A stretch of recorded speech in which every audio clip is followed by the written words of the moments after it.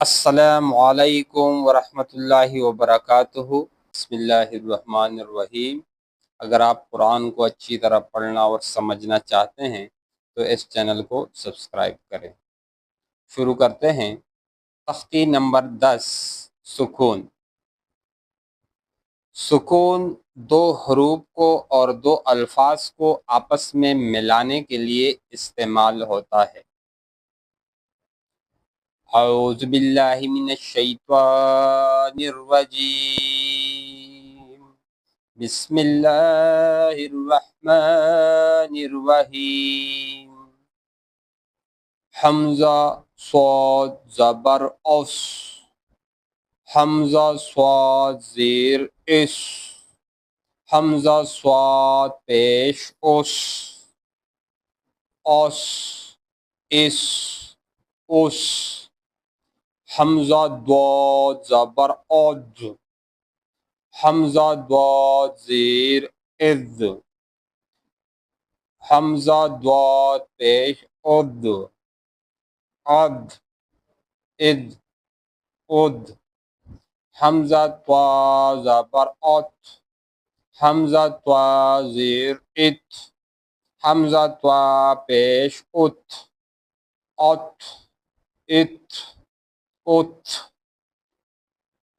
طا جو ہے یہ بھی حروف قلقلہ میں سے ہے، اس میں بھی آواز اپنے مخرج سے ٹکرا کر واپس آئے گی۔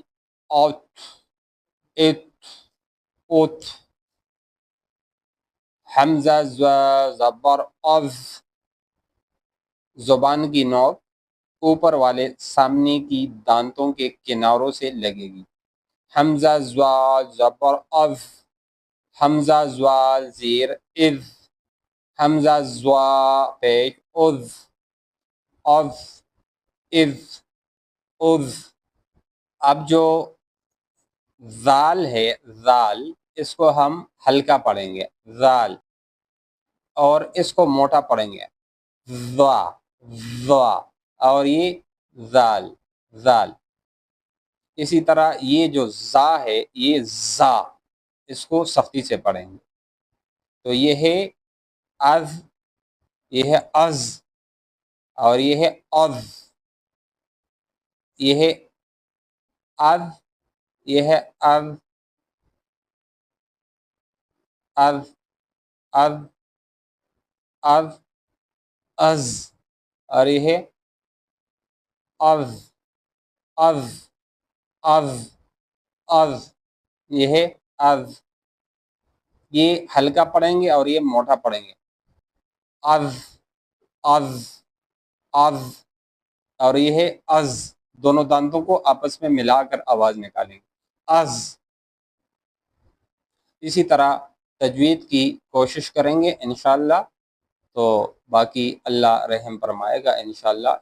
انسان بس کوشش کرتا رہے اور انشاءاللہ تجوید بہتر ہوگی۔